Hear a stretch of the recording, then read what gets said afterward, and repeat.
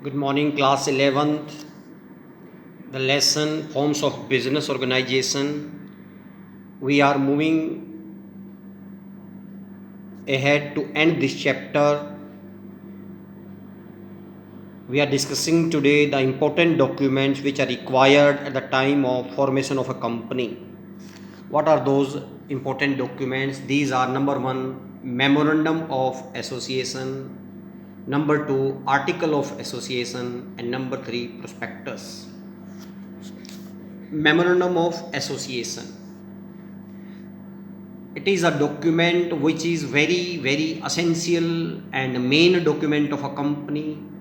This document contains the powers and the objectives of the company, what the company has its power in, and what are the objective of the company. It is all described in this document, which is known as memorandum of association. This memorandum of association is to be prepared according to the Company Act 2013, and once it is prepared, it cannot be changed easily at the discretion of the board of directors. A special or permission is required if we want to alter it or to change it. Whatever it is written in memorandum of association, all the information must be shared to outsiders such as creditors, suppliers, to know the limitations and scope of a company's dealing. It is also known as doctrine of outdoor management. Alternative name of this is. What are the important things which are covered under memorandum of association? What are the content of memorandum of association? Number 1, name clause, as we discussed earlier also. What would be the name of the company? It will be written in memorandum of association. As we discussed earlier, the name should not be similar to any other company which is in existence. Public company's name must be ended with the word limited, and private company's name should be ended with the word private limited. No public or private company can use any name which use the word cooperative, and no such name should be used in which it seems that this company is a government company. So these things are to be taken into care of while deciding the name of the companies. Alteration or name change. If a company wants to alter its name, it cannot do with their own. It has to be done with the prior approval of the central government and registrar office. Situation or domicile clause. This clause tells us that it is to be mentioned in the memorandum of association where, in which state the business head office will be there, in which state, in which city, and at what location. A proper head office address must be there, because with the head office all the regulatory work is to be done, all correspondence are to be done. Registrar office will deal with that head office. Once the head office is situated or decided at a particular place, it cannot be changed according to our own desire or wish. If we want to change the place of our head office, we have to take care the following points. Number 1, if we are changing our head office from one state to another, then it can be done only after after passing a special resolution and by getting the permission from registrar office. If we want to shift our head office from one city to another city in a same state, then a special resolution is required. Registrar permission is not required. But if we are shifting our head office from one place to another in the same city, then an ordinary resolution is enough to change the head office address. Next is objective clause. It is very important clause in which it is mentioned that what would be the objective of the company, what would be the primary objective, and what would be the secondary objective. All these things are mentioned in the object clause. This clause defines that the scope and limitation of the activities of the company. इसमें यह भी mention किया जाता है कि company के objective क्या हैं और उनको अचीव कैसे किया जाएगा.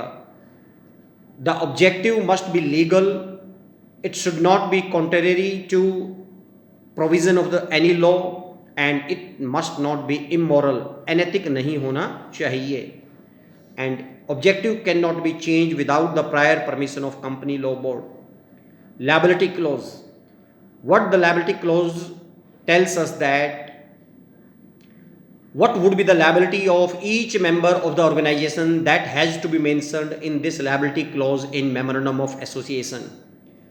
Normally the liability of each member is limited. It means, suppose I am purchasing 1000 share of a company of rupees 10 each. It means I have to pay 10,000 rupees. Suppose I have already paid 7,000 rupees, so 3,000 rupees I have to pay in future. Even a company is winding up, I have to pay rupees 3,000. In case if any of the members' liability is unlimited, that is also to be mentioned in liability clause. In which situation liability clause can be altered?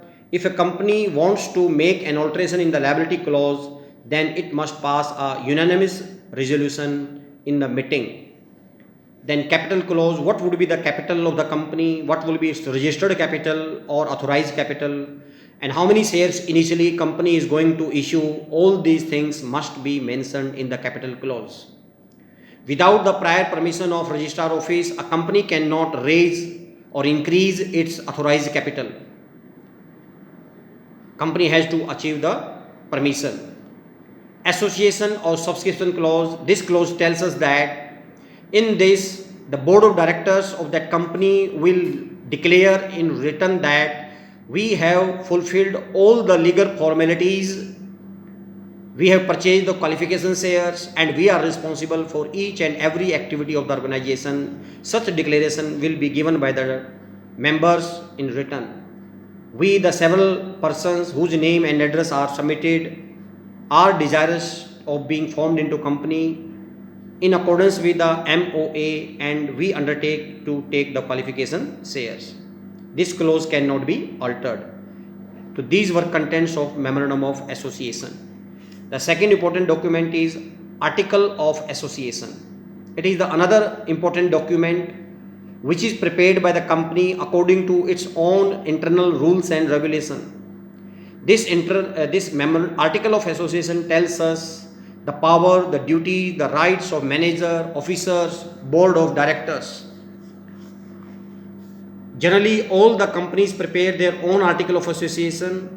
If any company is not prepared its article of association, then they have to adopt a table F, which is given under the Company Act 2013, and whatever rules and regulations are written in table F, each company is bound to accept those rules and regulations. It is also known as doctrine of inner management. Doctrine of inner management.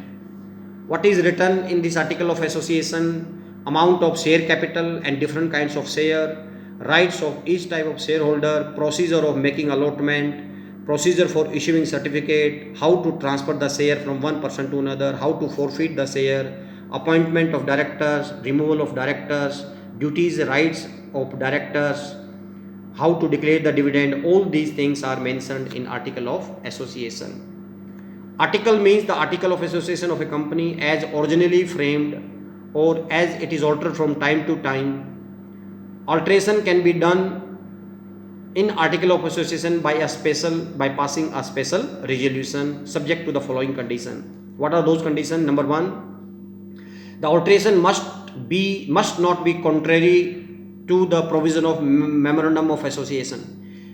कि article of association में कोई भी change करना है तो वो memorandum of association को ध्यान में रख के करना होगा, अपनी मर्जी से नहीं कर सकते. It must not result in breach of contract with outsider. हमें कोई भी ऐसा चेंज नहीं करना जिससे बाहर की जो पार्टियां हैं, क्रेडिटर हैं, बैंकर्स हैं, सप्लायर्स हैं, उनको लॉस होगा. ये कंपनी के इंटरेस्ट में चेंज होना चाहिए. It must not result in increase the liability of members. Member की लायबिलिटी बढ़ नहीं सकती, ऐसा चेंज हो. If the alteration involves conversion of public company into private company, then the approval of the central government is acquired. So this is the second important document, article of association. Now third document is prospectus. What is prospectus? A prospectus is a kind of brochure or booklet which is issued by each and every company, in which company's entire detail is given about its past, if it is already existing, its future planning, the risk may be there of that company, who are the board of directors, who are bankers, who is CA, and how many shares a company want to issue in the market, what is its authorized capital, what is the procedure for issuing shares, when shares will be open, when issue of share will be open, when issue will be closed. All these things are mentioned in a document is known as prospectus. जैसे आप किसी school college में भी admission लेते हो तो उसको सबसे पहले आपको प्रोस्पेक्टस लेना पड़ता है, और उस प्रोस्पेक्टस में कंपनी स्कूल के मैनेजमेंट के बारे में, उसमें जो फैसिलिटीज़ हैं, जो एक्टिविटीज़ हैं, और उसमें एक एप्लीकेशन फॉर्म होता है, ये सब चीज़ें मेंशन होती हैं. तो in the same way company है, each company has its own prospectus. Normally, a prospectus is required when a company wants to issue its share in the market to the general public. Then prospectus must be there. What are the essential elements of a prospectus? There must be an invitation to the public at large. हमने share issue करने के लिए public को invite करना है. The invitation must be made by on the behalf of the company. ये invitation का offer company के द्वारा दिया जाएगा. And the invitation must be to subscribe or to purchase the shares and debenture of the company. So these were three documents: MOA, AOA and prospectus. The last topic of this chapter is choice of forms of business enterprise. What factors should we consider when we want to select any forms of business organization? What does it mean? It means whether I should do sole trade business, partnership, cooperative society or a company, what I have to taken into care of. Number one, nature of business. What kind of nature of business I want to do? If I want a business in which personal attention is required, in which direct contact with customer is required, then we must go for either sole trade business or partnership business. If the firm is involving in rendering services, if company's target is to provide service to the people, then they must go for the cooperative business. Firms regarding heavy investment, they must prefer the company. What the nature of business is, it will help in deciding the forms of business organization. Second is capital consideration. If we have a limited capital, then we must go for sole trade. If the requirement of capital is huge and large amount, then we have to go for company. And if business is if need of capital is of medium size, then we can go with the partnership. Degree of control.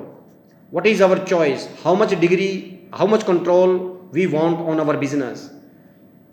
If we want that the business should be completely under our control, then we must go for either sole trade or partnership business.